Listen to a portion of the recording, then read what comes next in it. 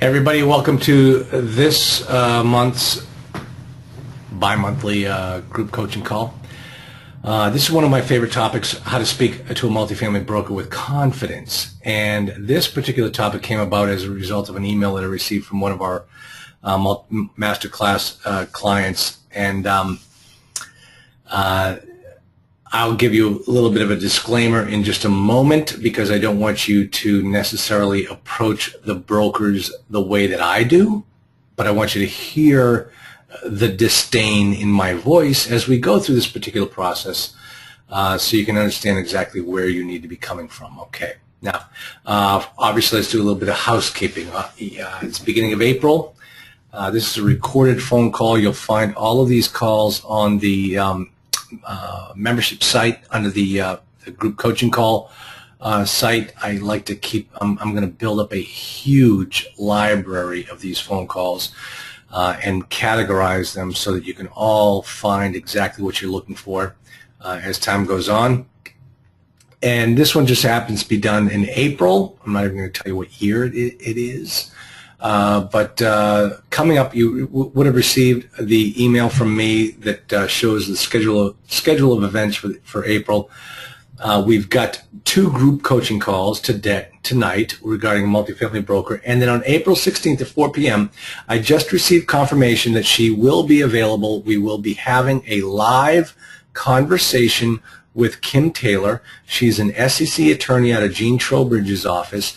I think the world of this woman, and I highly recommend you be on that call. It will be live on April 16th at 4 p.m. If you have any questions for an SEC attorney, please be on that call, or if you're not able to be on that call, send me an email and I will ask your question to her live on that call. It will be recorded. It will be up on the group coaching archives so that you can always go back to it. So make sure that you're either listening to that call, you're involved in that call, you get questions, let me know. I will make sure that they get answered for you. Okay? Then on Monday, April 13th at 4 p.m., we're going to do an assumption analysis. And the reason why I've decided to do an assumption is because I received an email, a text message actually, from an owner forum member who is he's looking at an assumption deal right now. And I said, listen, don't you even think about making that assumption offer without having spoken to me first. And so I decided, let's do an assumption deal on April 13th so you can all take a look at it and see exactly what you need to do if the property needs to be, the mortgage on the property needs to be assumed. Okay? If you don't know how I feel about assumptions already, it's because we have not worked together all that much.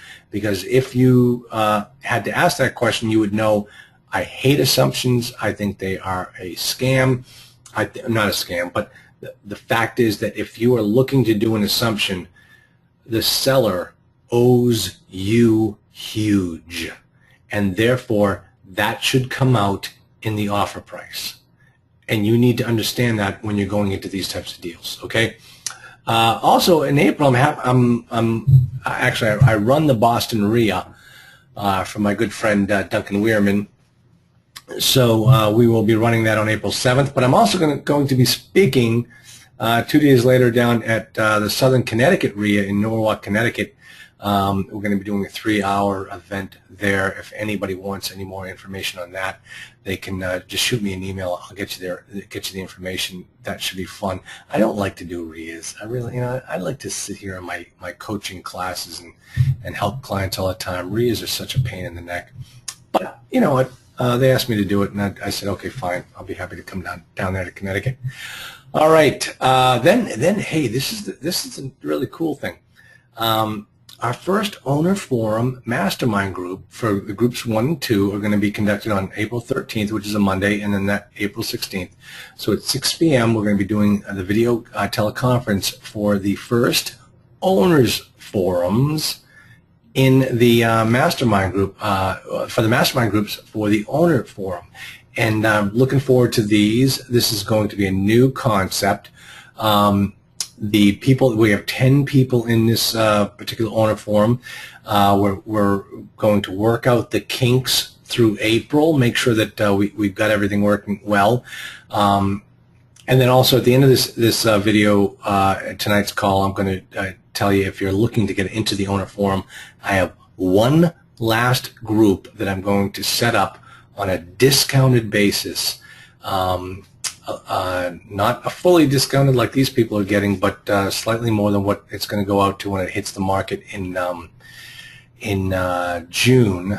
So I want to make that available to my membership right now, because I really appreciate all you people supporting me, and I want to make sure that you get a deal to get into that owner forum, which I really think is, I want to make that the best program out there in the marketplace. And I think you'd agree when you see what it entails. It's really kind of cool. I got 2 new blog posts coming up. Actually, it's 1 new blog post and 1 repeat of an old one. But that'll be coming up this month as well, so watch for those also. Now, disclaimer, you guys must be sick of this, but I gotta say it. As required by the Massachusetts Bar Council's office. And why do they require this? Because during my SEC times, when they finally came back and said, I did nothing wrong, but I needed to disclose better to people who I represent, that is why you are getting the Mass Bar Council office's disclaimer. I'm a lawyer. I'm not your lawyer. Get a lawyer, okay? That's it. I'm acting on your behalf more as a consultant. I'll perform all the services like a lawyer, but I'm not your lawyer. There's no confidentiality. There's no privilege in our communications. You need to understand that I cannot handle things in your jurisdictional area. Therefore, get a lawyer. I will work with your lawyer and make sure that things get done properly, but just do it right. Okay. Now, we're going to go through essentially the questions that client had asked me on that email. And there are about 7 to 9 questions. Now, if you have any questions in your mind as to how you need to approach a multifamily broker, just go ahead and type them into the questions box, and I will add them to the list. All right? So if anybody is thinking of something that I did not, somebody just asked a question about the owner form. Now, the thing about the owner form is I set it up. There are only supposed to be 5 people in each member, in each owner form. So if you look at the list, I have owner form 1 and owner form 2. Now, the problem is that I've got one on Monday night, I got one on Thursday night, I got people that want to be in some groups but not in others. So what I've decided to do is, for those 10 initial people, they will be able to get into either one of the groups. They can come to either one of the sessions and sign up and listen into it.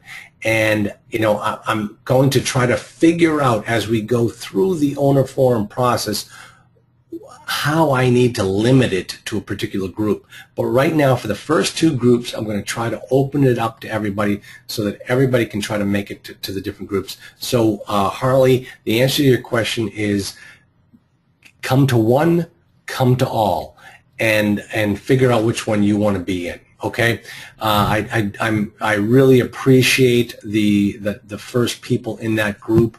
They're taking a chance with me. I appreciate that, and I'm going to try to make sure that everybody gets their needs taken care of in that situation. So, all right, if anybody has any questions about a particular broker scenario, type them into the question box, and I will make sure that I go through them throughout this conversation. So let's take a look at the first type of question. These are actual questions from brokers to investors. Now, the broker does not know that this person is a new investor, though he probably suspects that he's a new investor. Maybe the broker, maybe the investor, said something that was a red flag in the broker's mind, and as a result, he's a little leery. So therefore, he's going to start asking some probing questions of you.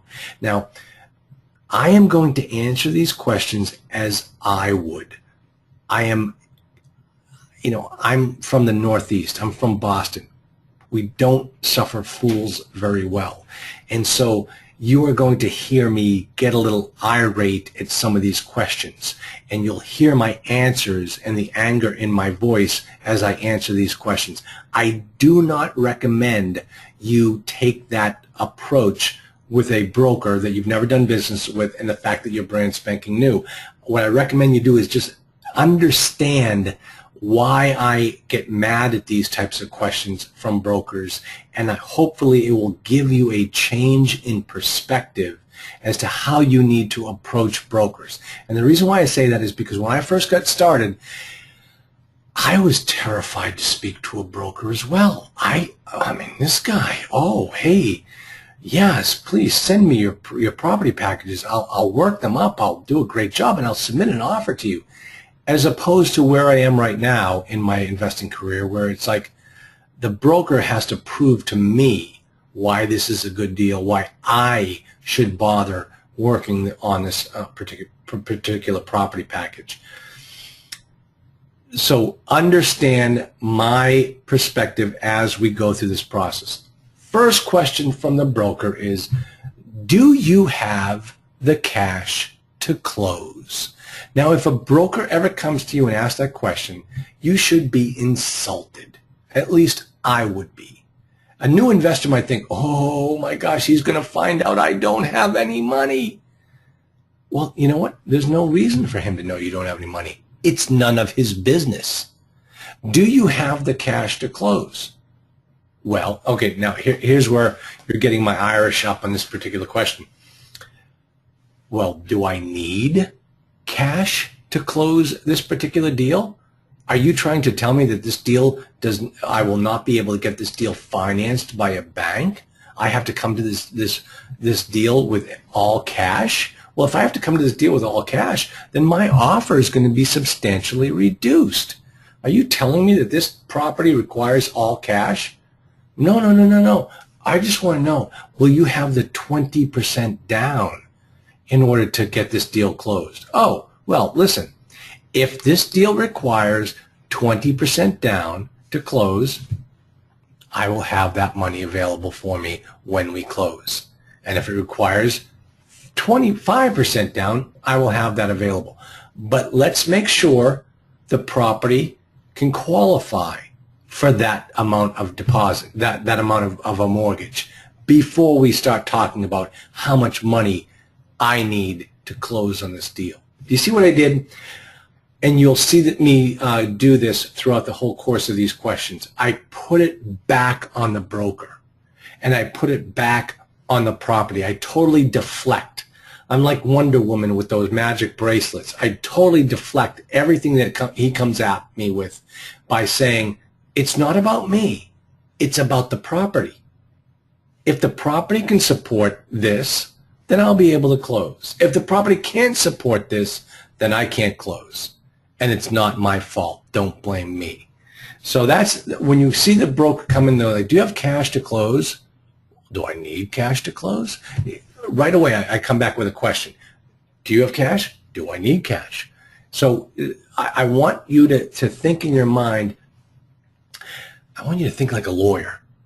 You put up the roadblocks. You don't answer the question. You ask you come back with another question, and you're putting that broker on his heels because he is only trained a certain way. He's only trained to ask the questions. He's not trained to answer them. And once he's asked to answer those questions, he gets all flustered. He can't handle the conversation, and that's the way you want to be. You want to be in control of the deal at all times. You'll hear me say that throughout the whole course of our time together. You'll hear me say that when we're at the due diligence seminar. You must always remain in control of the deal. That's it. Okay, next question. And once again, these questions are going right in order as the broker asked my client these questions. Will you be able to provide a proof of funds letter? Okay, I hate this question. This question drives me crazy like you can't imagine. Well, first thing I want you to do is understand what is a proof of funds letter. It's a piece of paper. That is it. It is meaningless in the scope of things. all it says is that this a particular person has the funds needed to close on this particular deal. That's it. Doesn't even mean it's you. It doesn't even mean that the funds are in any particular bank account. That's it. The broker uses this proof of funds letter as the reason why your offer is better than everyone else's. It's a reason why he goes back to the seller and says, this guy's good. He's got a proof of funds letter. Well, what does it take to get a proof of funds letter? And in the owner form, the whole point behind the owner form is to remove all of the roadblocks, to remove all of the hoops and remove all the speed bumps that the brokers put up in your way to prevent you from doing a deal. And the first one is always the proof of funds letter. Folks, I did not write this. This actually came from a client. These are the actual questions that a broker asked him.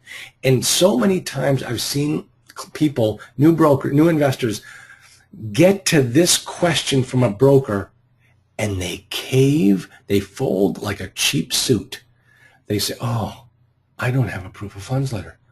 I can never be in the multifamily business. I'm done. I will just have to rely on my Social Security check when I hit age 65. All right? I don't want that to be you. The owner forum is set up so that if you need a proof of funds letter, I'll get you a proof of funds letter. But I want you to understand how to overcome this particular objection from a seller, from a broker, when he asks it of you. Now go on to multifamilyinvestingacademy.com/blog. And there are 5 pages of blog articles I've written over time. And in there is a blog I wrote about the proof of funds letter, and I want you to read it. And it has to do, I have a video on there of Monty Python. And you will get the joke when you watch and read my blog post, okay? When a broker asks you for a proof of funds letter, here's what you want to say. Do you want a hard proof of funds or a soft proof of funds? And a broker will look at you and they won't know the answer. Well, I don't know. Do I want a hard proof of funds or a soft proof of funds?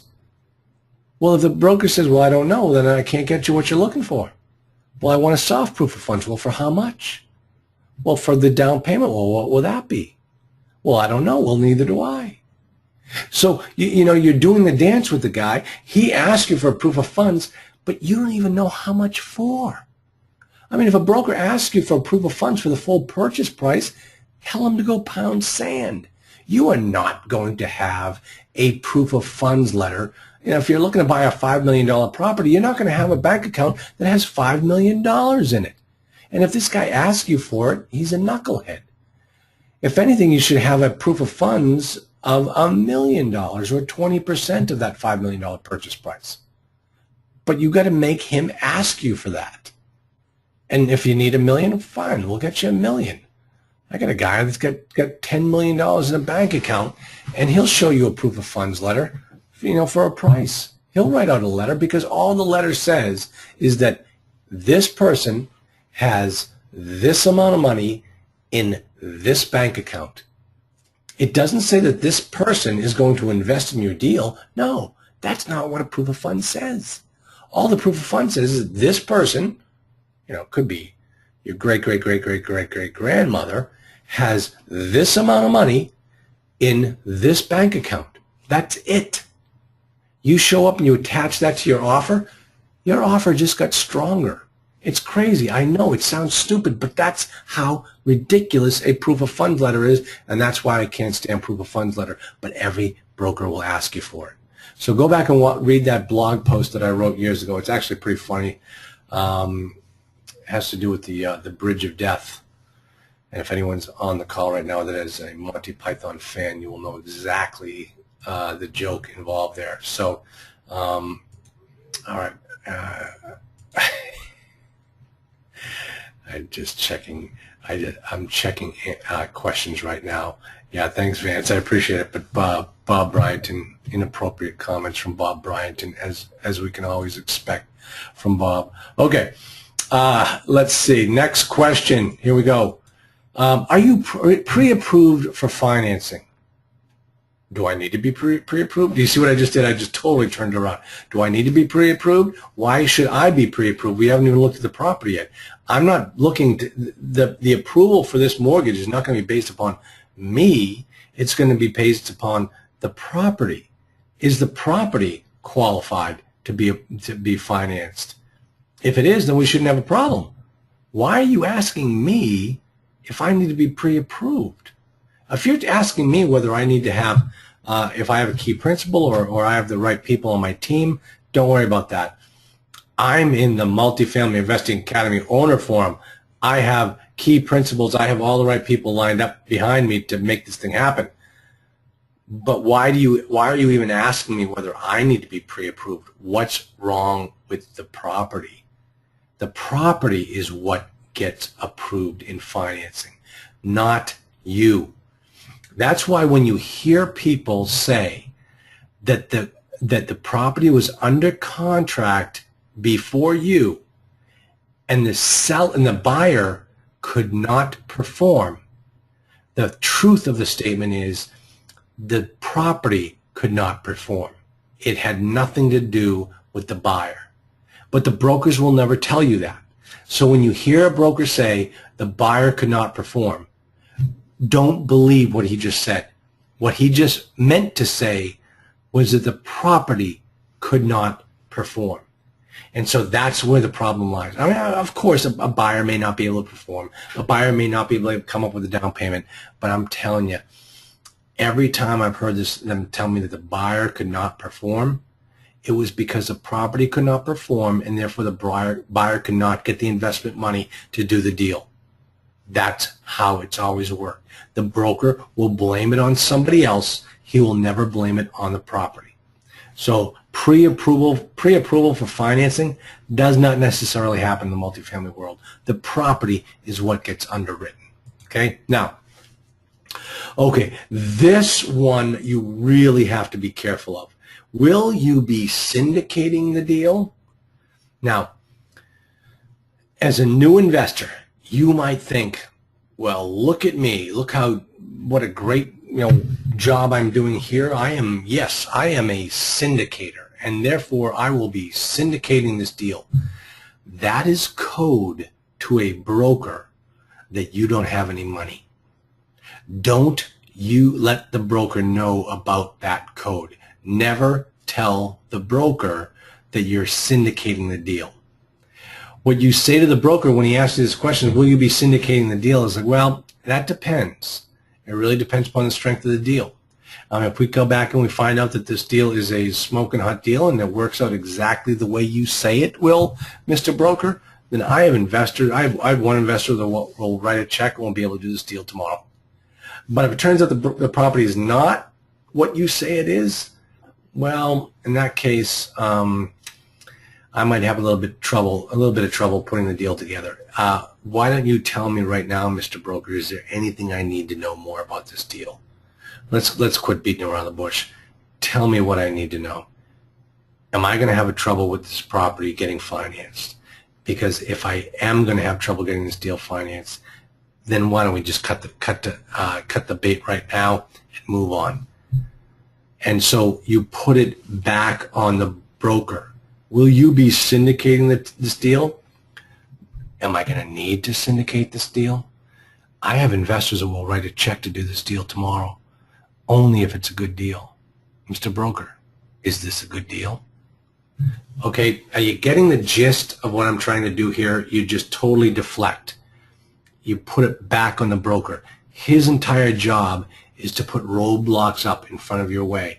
You are going to plow through these roadblocks and find out they are nothing more than cardboard boxes. You're going to plow right through them to make sure that you get everything you need from that broker and then more. All right? Now, here's an interesting question. This one might kind of be, I never, ever want you to lie to anybody about anything, okay? So when you see the broker come at you with this question, it gets a little tricky. Have you closed on any other deals in the last 12 to 24 months similar to this one? Well, right away when he puts that particular caveat up there, similar to this one, and I'm telling you, I took these questions verbatim from the broker, so I'm not adding in any caveats. But when he says something similar to this one, right away it gives you an out. It's like Bill Clinton, the definition of is.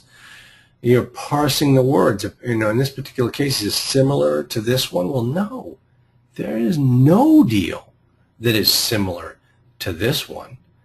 But my investors and my investor group have closed on deals in the last 24 months. So we're looking at this one differently than all the other ones we've done. And that's why we're interested in this one. So, don't lie to the guy. Never, never, never, never lie. It'll discredit you immediately. Trust me, the brokers will do it enough for all of us. I know, and I hopefully I don't have any brokers on the call right now or ever listening to this recording. I apologize. But the thing is, you want to deflect. You want to put this back on them. Similar to this one? No, nothing is ever similar to this one. Have you ever done the last 12 to 24 months? No, I haven't, but my investor group has. And have you closed on any other deals? Yes, they close on deals all the time. So your question doesn't work, Mr. Broker, if you're looking to try to get a hold of my resume. So therefore, he asks further, do you currently own any properties similar to this one? Once again, fortunately, he sticks that caveat in there, similar to this one. Nothing is like this particular property we're looking at. No, we don't tend to look for properties like this one. This one is unique to the type of properties that my investors look for.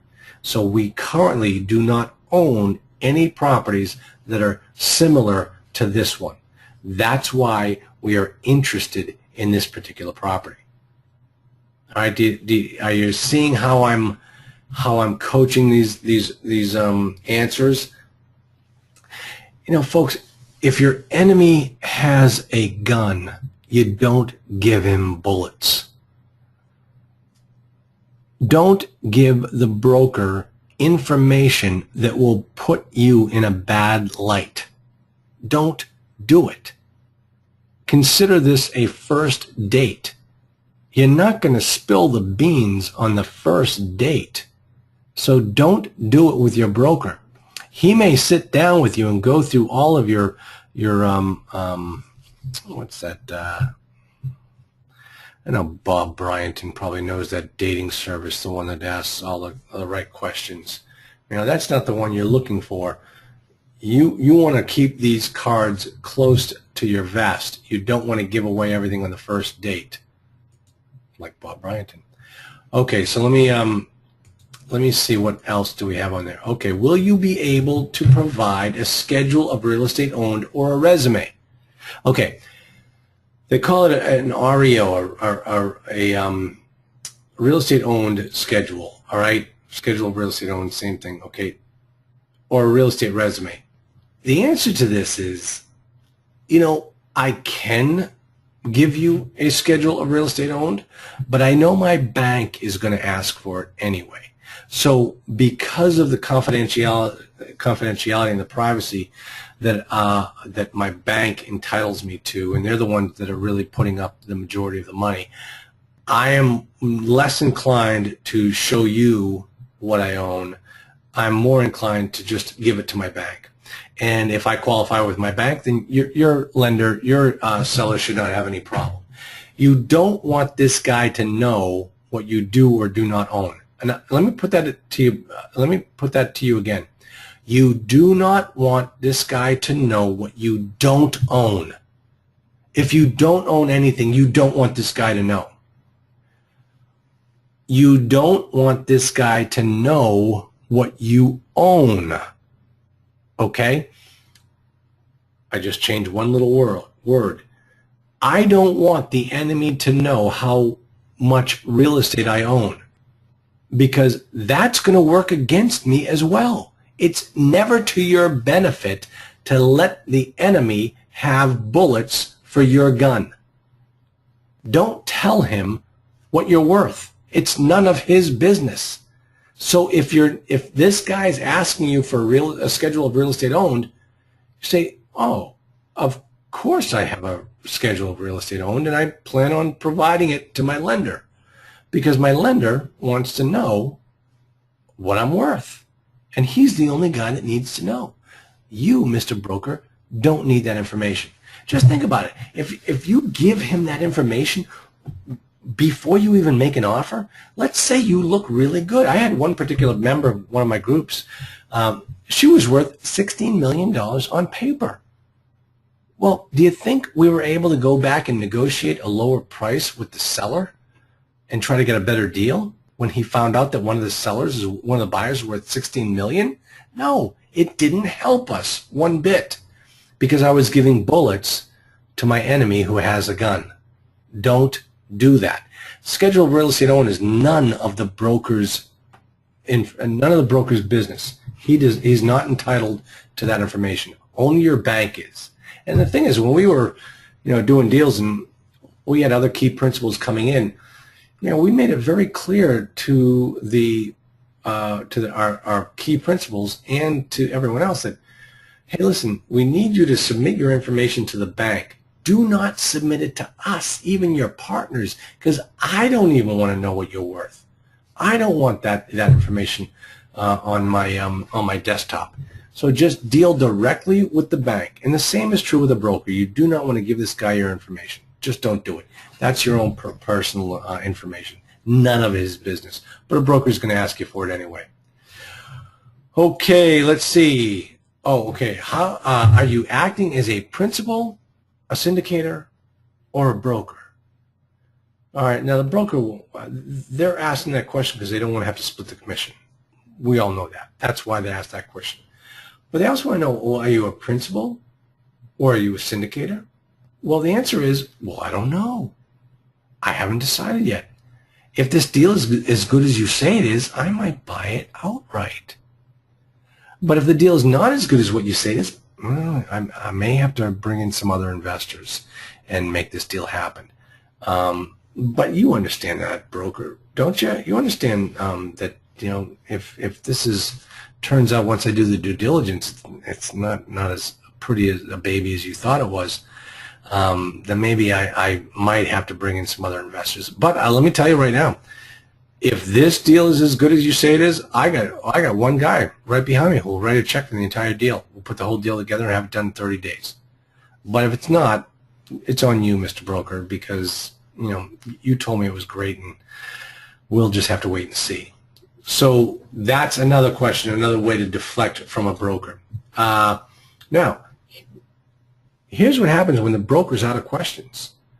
This is where you get to turn it around. This is where you get to turn and say, hey, well, tell me about yourself, Mr. Broker. Tell me about the deals you've closed in the last 12 months. Or more importantly, tell me about the deals that you have not been able to close in the last 12 months. Because that's what I really want to know about. Why weren't you able to close them? What was wrong with the seller? What was wrong with the property? What was wrong with the buyer? Let me know. But now you've taken this whole interview from where the broker was questioning you. Now you're going to put it back on him. Well, think about it, folks. Why not? He's not the only guy in town. Go find another broker. Why should I be doing business with you, Mr. Broker? I want to be doing business with a broker that I know, like, and trust. It's somebody that if things go wrong, that guy's going to have my back. That will never happen with a broker. But those are the types of things you want to say to the broker and put him on record as to explain why he's the guy that you should be doing business with. Folks, I'm telling you, as I always say, and you've heard me say this a million times, there's only one person showing up at the closing table with a checkbook, and it's you. And everybody ought to be kissing your big white behind, okay? No offense to anybody that is offended by that. But I want you to understand that these people do not work for you, and they don't owe you anything, and you don't owe them anything either. You both come to the table with clean hands. Don't expect them to do anything for you. They won't.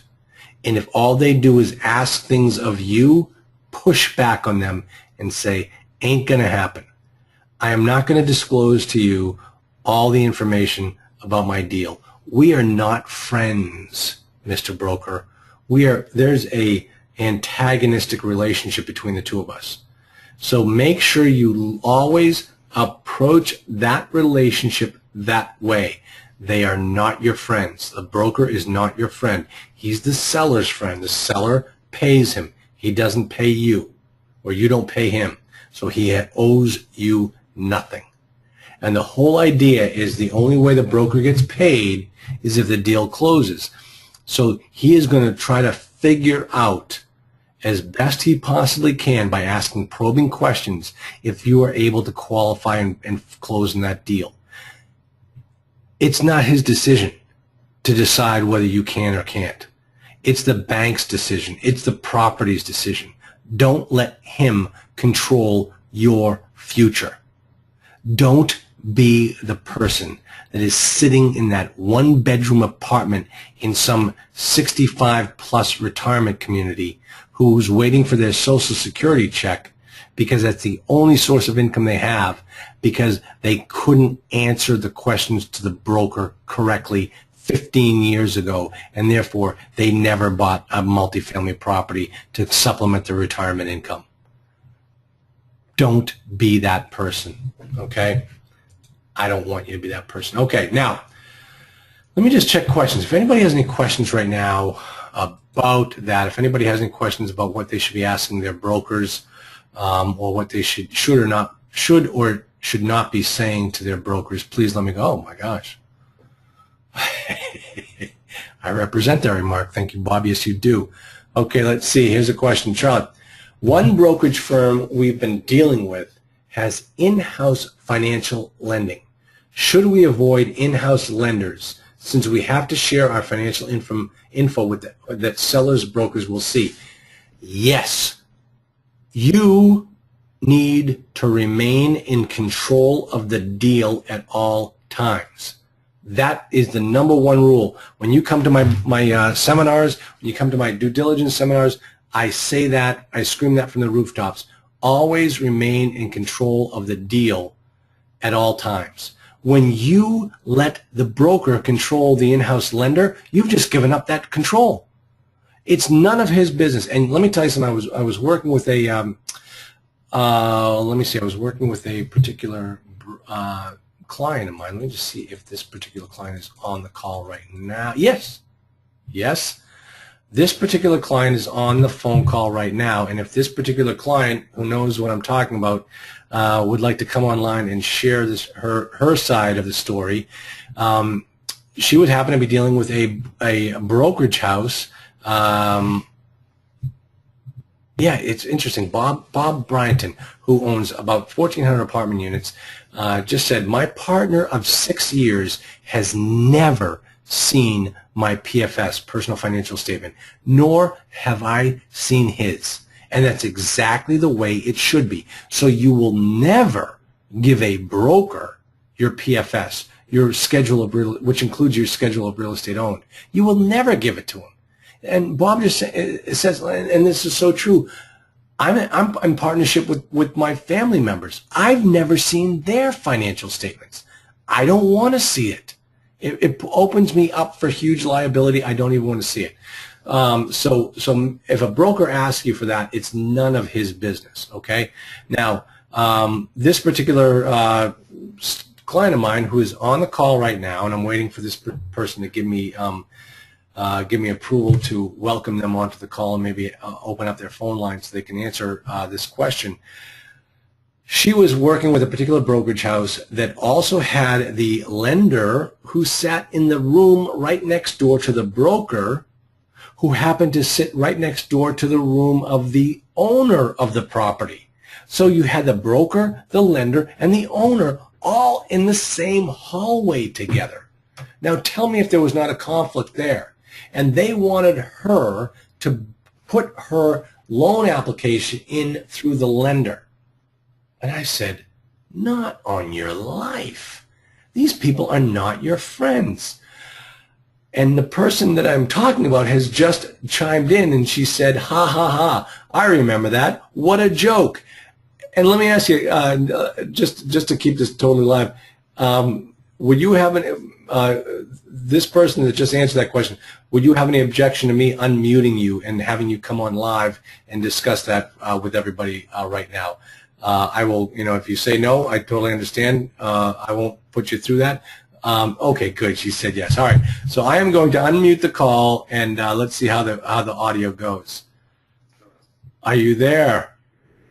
Hi, Charlie. Hi, Anka. How are you? I'm good. Hi, Bob. Yeah, Bob's out there. But this question actually came from a new owner forum member in the Pennsylvania area. Bob says hello.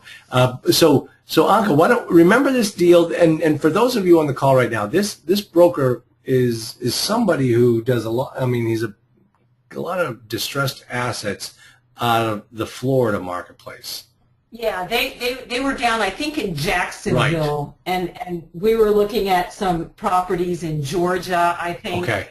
And they turned out to be these really horrible properties, and they were just so desperately trying to unload them. Right, right. I do remember that. That was a while back. I know, I remember that, but as soon as this client asked the question, it reminded me of that scenario. Why didn't you describe the scenario and what these guys wanted you to do? Well, I mean, essentially, they wanted me to do everything through them. They wanted to keep it in-house because they said that they could then guarantee that I would get the best deal and the best lending. And of course, I was pretty skeptical, with all of that. I just thought the whole sort of situation was a little odd, the way they had it set up, especially when it turned out that they also owned the properties. Right. So they were not only brokering them, but they owned these properties. Right, exactly. Yeah. So what you were doing, as I said before, is you were giving bullets to the enemy for their own gun. And, you just don't want to do that. You want to, I mean, the financing, the debt financing is another one of your tools. And, that's what you need to do when you're putting these deals together, is you've got to structure the debt the right way. And, you got to do it in such a way that might be in conflict with the seller. And if you're putting everything through the seller, you might be having a problem. You might end the deal, right there before it even gets started. So whatever happened with that deal? Do you remember? I told him I wasn't interested, and literally half a year later, he approached me again and tried to, same deal. Clearly these properties were just not going anywhere. I think he approached me like over a course of a year, 2 or 3 times, trying to sell this property in Georgia. There was also one in Pensacola, Florida, right, that they were the same thing. All right. Listen, for everyone's benefit, do you have any objection to sharing the name of the brokerage house, just so everybody can be on guard? I don't even know if I remember who they were. I think I do. Can I say it? Yeah, go right ahead. Wasn't it like justmultifamily.com? Oh yeah, that's what it was. Yeah. Just Multifamily. Yeah. So everybody on this call here, go check it out. Go check out justmultifamily.com. Fool around. They typically buy bank-owned properties. They try to, rehab them themselves or reposition them themselves, and then sell them to unwitting, investors. So it's a great learning experience. Anka learned a ton on that particular transaction, but it's not really the type of deal. I think Anka, I was telling you, please don't do this deal. Yeah. Well, I'm needless to say, no longer do those. Exactly. Thank you. Hey, by the way, while I have you on the call, and I know you're going to be on the owner forum call next week, but why don't you share with everybody what you got going on? You got a lot going on right now. Oh my goodness. Well, we have a 70-unit Class A property that's going to close next month, and then I have a 139-unit Class A property. In fact, just got a call from my lending broker. They have an investor who's very interested in being like the only investor on that. So I said, yeah, sure, I'll talk to him. Isn't that great? And then that's also Class A, and these are both sort of urban-style loft properties here in Richmond. And then I am working on a very unique property. It's an assisted living center in near Patuxent River, Maryland. For any of you who are living in the D.C. area, it's about an hour and a half from D.C. Also, Class A facility. It's on a 65-acre farm, so I'm working on that. So wow, that's great. All three under contract. Yeah, I know. You're keeping me busy. Makes you a little crazy, Yeah. but it's fun. Yeah. And yeah, Bob Bryington's like, yeah. Yeah, Bob's like, hey, yeah. Oh, yeah, way to go, Bob. So, okay, thanks. I'm gonna unmute you now, and I'll mute you now, and thanks for coming on. I appreciate it. Sure. Okay, so let's bring this in for a landing. If anybody has any other questions, I'll keep my eyes peeled for questions. If I don't get to them before we hang up, just shoot me an email, info@multifamilyinvestingacademy.com. So let me just wrap this up by saying that the next call in 2 weeks, it's going to be a different time. I think it's at 4 p.m. I've announced that. Make sure you sign up for that. It's going to be a question and answer call with Jen Taylor, out of Gene Trowbridge's office. So make sure you come to that. Now, the other thing is that, and this is the last special offer, and I'm going to make this available. If obviously I've got about 100 people on my masterclass call, and not all of them are on this call today. I'm going to end up sending a blast email out to everybody with this particular announcement. It's going to be on a first come first served basis. Last chance for a new special offer on the owner forum.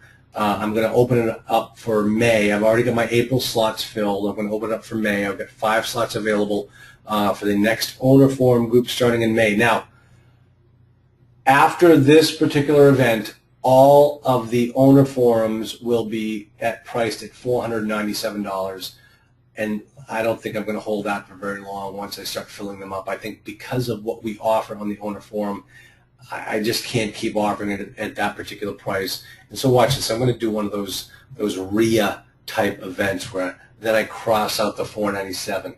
And so what I'm going to say is I'm going to hold 5 slots open in May on a first come first served basis for 6 months. You have to be guaranteed that you're going to be in the program for 6 months for $397, down from the $497.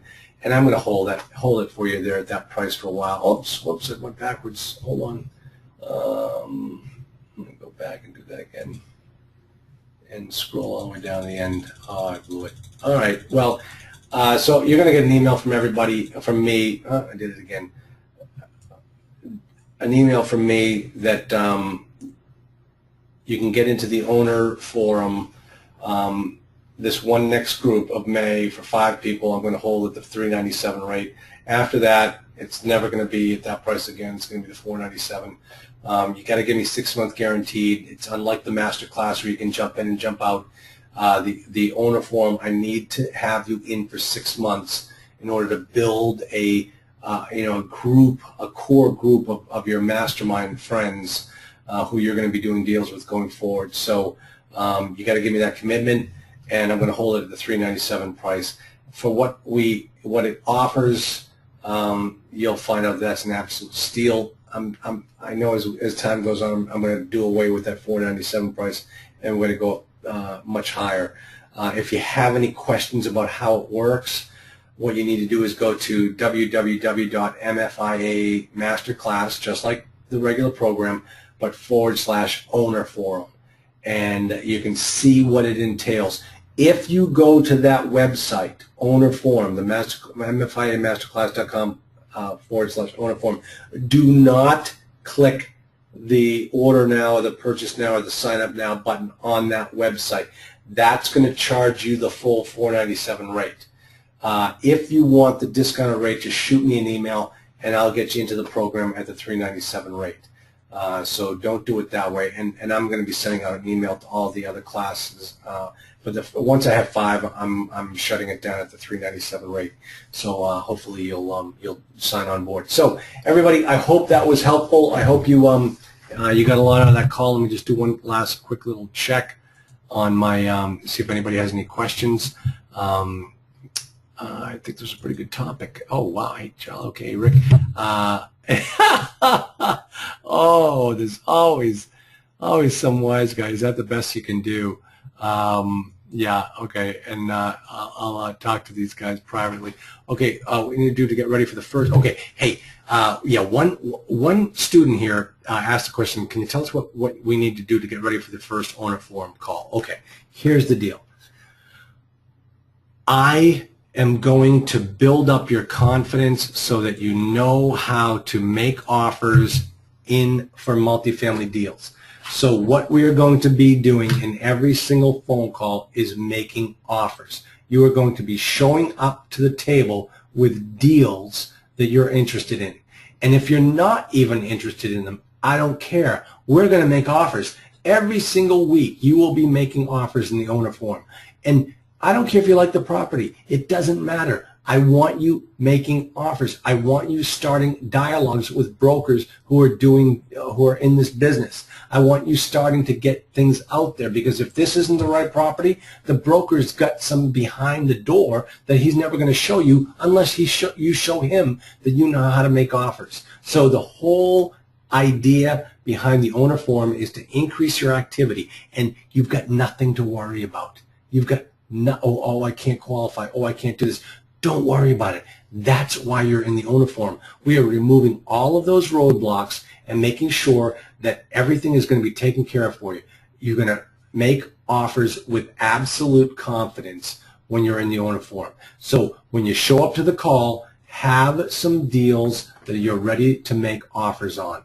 That's all we're going to be doing. You'll have full access to me during that time in order to, and afterwards, and any other time during the course of the month, in order to make sure that you're getting the deals drafted and out the door. You will be making offers in the owner forum. And if you're not, don't bother showing up. I don't want you in the program. I'm serious. I'd love your money, but if you're not doing it, you're not doing any of us any good. And you're going to work with these other people in Mastermind. They're going to become your friends. They're going to become your confidants. They're going to become your partners. They're going to become the people you do business with. So make sure that when you show up to the owner forum, you are going to have deals that you're interested in making offers on, because that's what we're going to do. Okay? All right. And, yeah, so that is really it. Hopefully I answered everybody's question. Let's talk soon. And you know, as always, if you have any questions, just send me an email to info@Multifamily Investing Academy. Thanks everybody for being on the call. Just coming up on an hour, perfect timing. And don't forget to be here in two weeks for Kim Taylor. I'm sorry, I call her Jan. Kim Taylor of Gene Trowbridge's office for our securities review. Thanks everybody. I'll talk to you soon.